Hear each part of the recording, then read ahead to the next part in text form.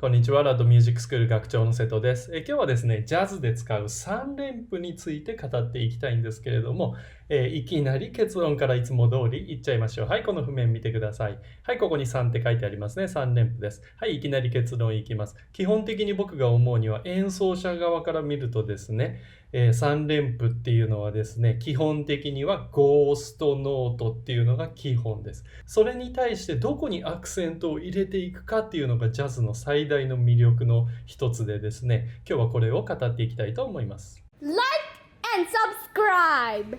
はい、じゃあ早速このフレーズ弾いてみますので、3連符のところよく聞いておいてください。2、3、4。もう一回。3、4。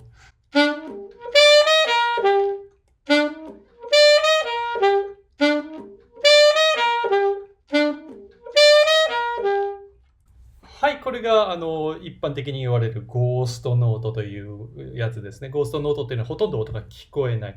で、楽器によってゴーストノートのやり方違うと思うんですよね。サックスの場合はハーフタンギング気味にするか、息を極端に減らすかとか、やり方はいくらでもあるんですけれども、一応ジャズではこれが基本だと思います。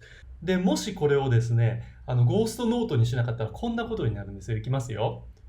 1、2、3、4。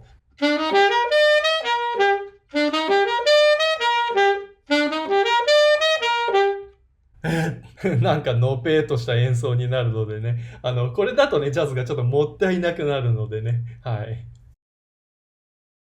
で、それに対して、いろいろな場所にアクセントを入れていかなきゃいけない。じゃあ次の譜面見てみましょう。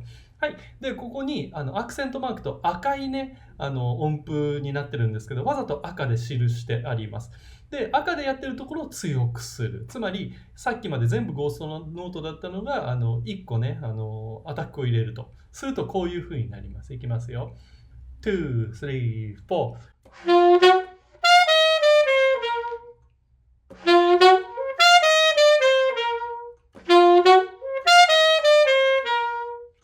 はい、わかりました。明らかにこう、一番高い F のところがね、アクセントついてたと思います。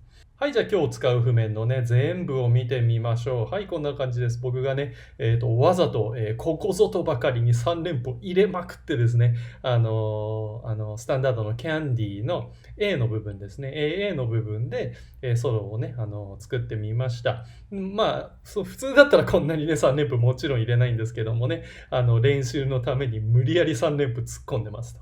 はい、じゃあこの音源聞いてみましょう。はい、どうぞ。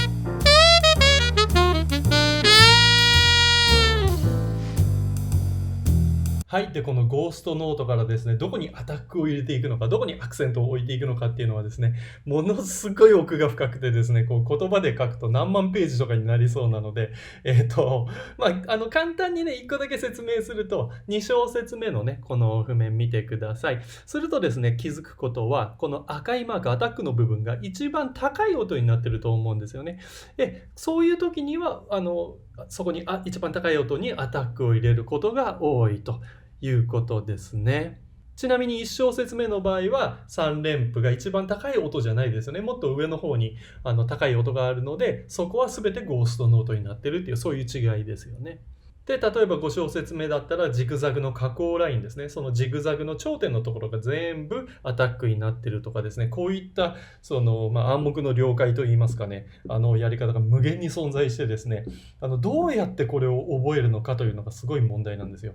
僕的にはもう聞きまくるしかないんですね。もうこういうのを聞きまくって、3連符やってる人たちを聞きまくってですね、特に昔のジャズ、40年代、50年代ぐらいのジャズを聞きまくればですね、こういった3連符のアタックの場所っていうのもですね、結構明確にしてる方々が多いので、特にビーバップの時代ですね。なのでそういうのも聞きまくるしかないんですよね。それで耳から取り入れるというのが一番手っ取り早いと思います。はい、そしたら最後にクイズ行ってみたいんですけれども、ここを見てください。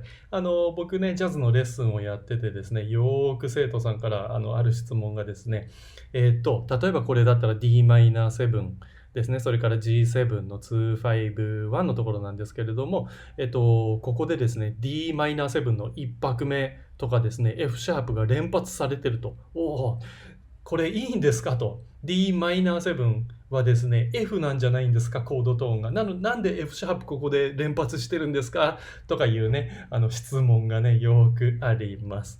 で、これね、皆さんいろいろ考えるところはあるとは思うんですけれども、僕から見るとこの F シャープっていうのは全く問題がないんですけれども、皆さんもね、もしね、このクイズね、こうだから F シャープが使えるっていうのがね、なんとなくわかる人がいましたら、よろしければコメント欄にね、書いていただけるといいかなと思います。はい、ってことで今日はジャズの3連符はこんな風に弾きましょう。基本的にはゴーストノートで弾くのが基本。あとはアクセントを足していきましょうという簡単なね、動画でした。もしね、この動画が役に立ったら、チャンネル登録といいね、評価をよろしくお願いします。じゃあまた次の動画で会いましょう。バイバーイ。